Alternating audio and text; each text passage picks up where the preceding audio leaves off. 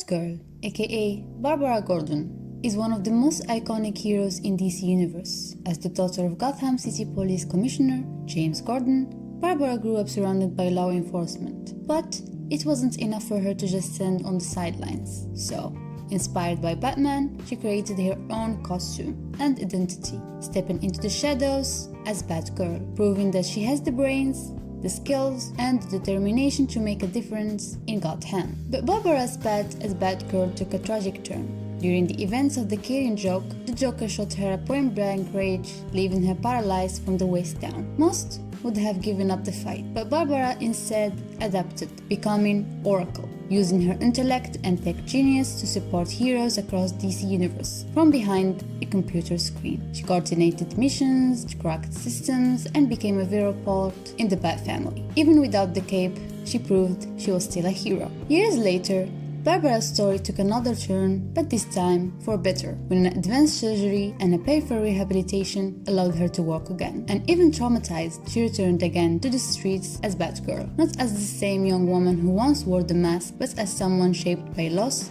survivor, and strength. This version of Barbara struggled with PTSD, fear, and the weight of her past, but every night she stepped back into the fight, reclaiming more of her power. And that's what makes Barbara Gordon so unique. She's not just a symbol of justice, but of resilience. Whether she's wearing the Batgirl suit or operating as Oracle, she adapts to every challenge, constantly evolving but never giving up. Her story is more than just crime fighting, it's about refusing to be defined by tragedy and proving that true heroism isn't about perfection, but about perseverance. John Constantine.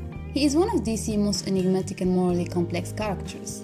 Born in Liverpool, England, his early life was marked by tragedy when a magical experiment gone wrong led to the death of his parents. This traumatic event sent him on a path deeply intertwined with the occult. As a young adult, Constantine immersed himself in the punk rock scene, forming the band Mucous Membrane, while simultaneously delving deeper into the dark arts. His relentless pursuit of magical knowledge and his innate cunning quickly established him as a formidable magician and con artist. Constantine's journey is riddled with personal losses and moral compromises. One of his most haunting failures was the Newcastle incident, when an attempt to exorcise a demon resulted in a child soul being condemned to hell. This event left deep psychological scars, leading him to seek comfort in Ravenscar Asylum under the care of Dr. Roger Hunton, a British psychiatrist.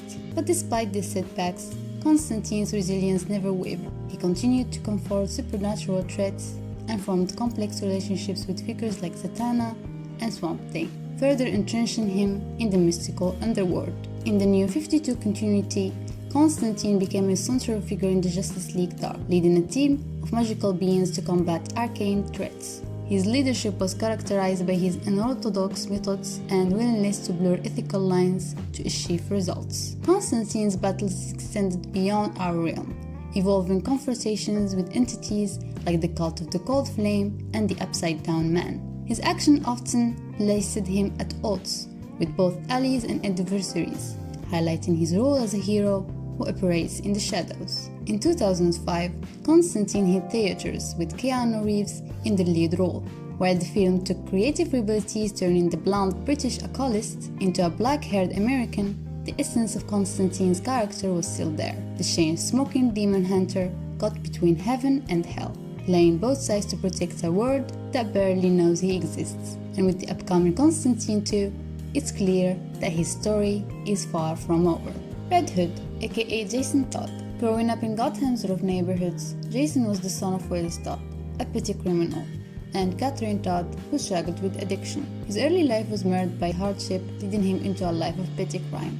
However, his fate took a dramatic turn when he attempted to steal the tires off the Batmobile and was caught by Batman himself.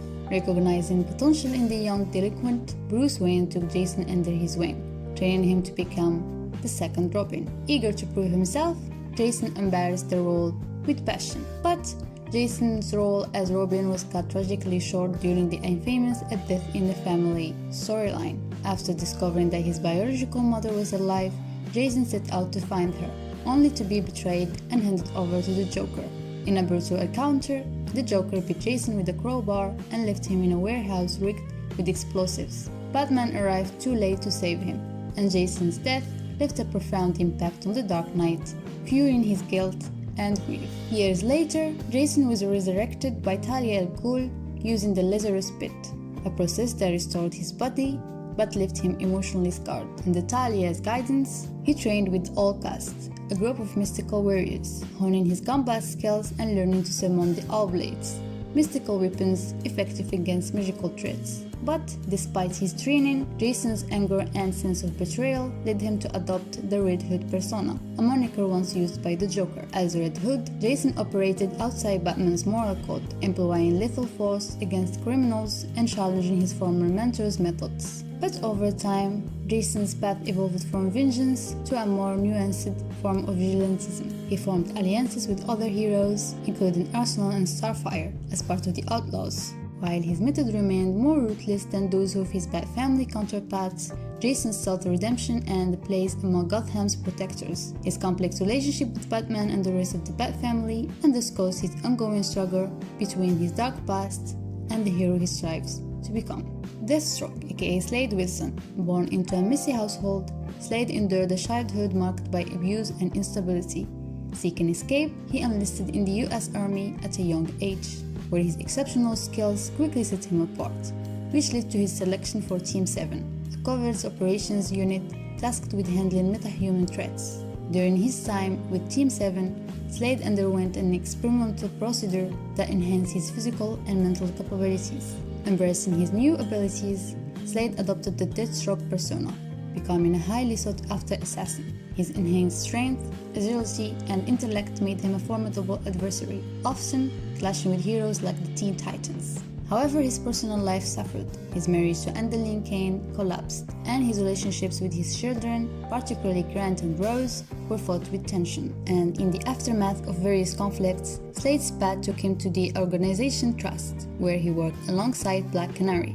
Upon discovering Trust's true nature as a front for the secret society of supervillains, Slade seized control, establishing Deathstroke Incorporated. His leadership was marked by a series of confrontations, including a tragic encounter with his clone son, Respawn, and a deadly battle with Talia al Ghul. These events culminated in Slade's temporary death and subsequent resurrection via the Lazarus Pit, which imbued him with the Great Darkness, further complicating his already messy existence. Slade's descent into darkness reached its zenith during the Dark Crisis, where as King Deathstroke, he led an assault against the Justice League and other heroes. His action, driven by the corrupting influence of the Great Darkness, brought him into direct conflict with figures like Nightwing and Black Adam. Ultimately, the darkness was burst from his body, stripping him of his powers and leaving him vulnerable. Despite his formidable legacy, Slade's story serves as a cautionary tale of how power, when unchecked, can lead to one's downfall.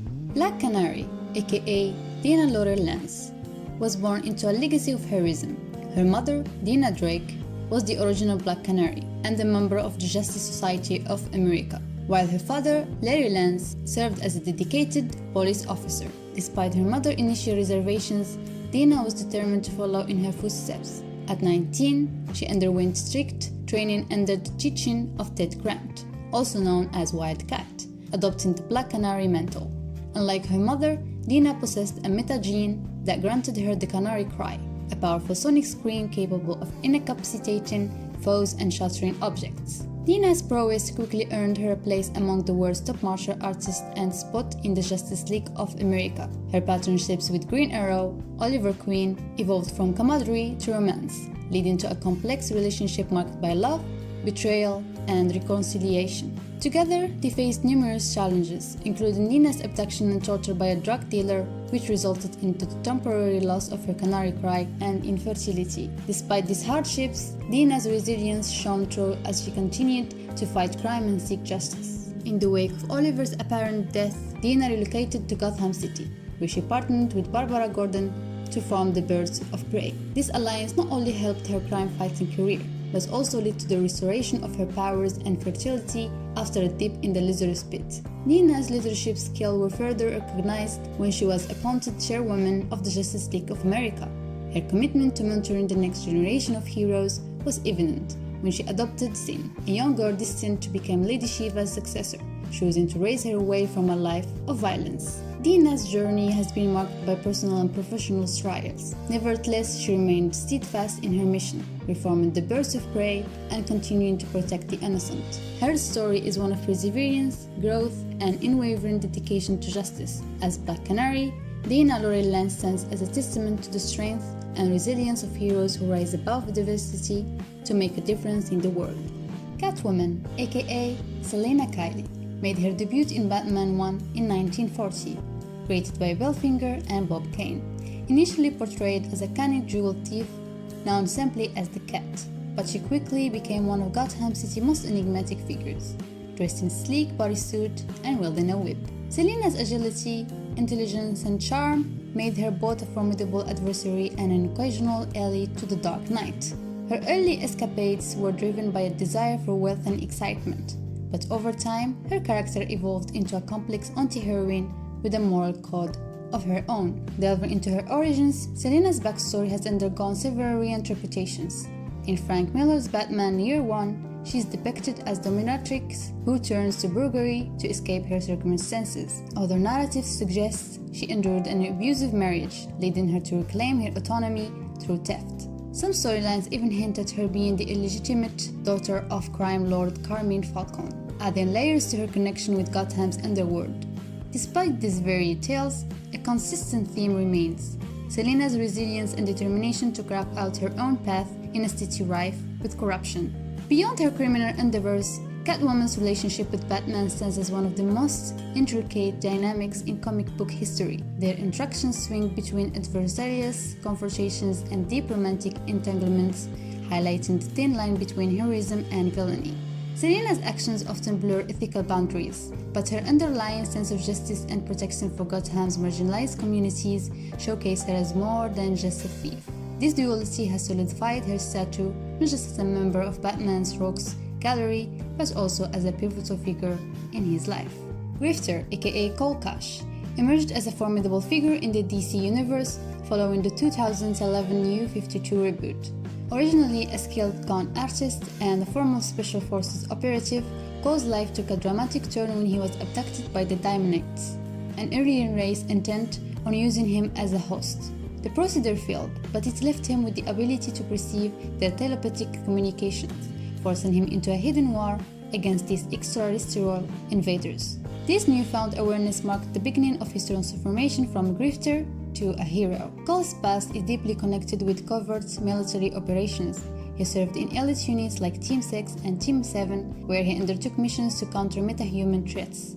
These experiences honed his skills and set the stage for his future confrontations. Grifter's battles against the Daimonites intensified as he uncovered their plans to colonize Earth. He became a central figure in the resistance, collaborating with allies like Deathblow and Voodoo. His journey was fraught with personal losses, including the death and subsequent resurrection of his brother Max, who was manipulated by the Daimonites. Despite these challenges, Cole's resilience and tactical awareness allowed him to cross numerous threats, solidifying his reputation as a relentless adversary to those who endanger humanity. And beyond his combat prowess, Cole possesses iconic abilities such as telepathy and telekinesis, enabling him to manipulate objects and read minds. His military training and strategical mind make him a formidable opponent, capable of outmaneuvering both human and alien adversaries. Despite his graphic exteriors and anti-hero persona, Grifter's actions are driven by a desire to protect Earth from hidden threats. His complex characters add depth to the DC universe, bridging the gap between traditional superheroes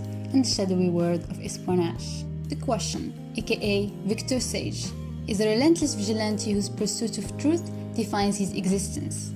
Operating primarily in Hub City, a place riddled with corruption and decay, Sage dons a faceless mask and employs his investigative prowess to expose the city's darkest secrets. His methods are unorthodox, often blurring the lines between right and wrong, and his commitment to uncovering the truth remains unwavering. Sage's journey is marked by a deep-seated desire to challenge the status quo and confront the moral ambiguities that plague society. In the New 52 reboot, Victor Sage's role underwent significant changes. He was reimagined as a high-ranking government agent overseeing the Suicide Squad, a team of surveillance force into undertaking dangerous missions for the US government. Sage's tenure was marked by internal conflicts, particularly with Amanda Waller, leading to power struggles and ethical dilemmas. His eventual betrayal and attempt to dismantle the squad from within highlighted his complex character, torn between duty and personal convictions. The DC Rebirth initiative restored Sage to his original vigilante persona, re-establishing his identity as the Question. He resumed his mission in Hub City, delving into intricate conspiracies and confronting formidable adversaries. Sage's alliance with Rini Montoya, his protege and successor, underscored his role as a mentor and his belief in the power of legacy. Victor Sage's evolution reflects the complexities of morality and the enduring struggle between truth and deception. His transformation from a government operative to a solitary crusader emphasizes his unwavering dedication to uncovering the truth, regardless of the personal cost. As the Question, Sage remains a symbol of introspection and the relentless quest for answer in a world shrouded in uncertainty.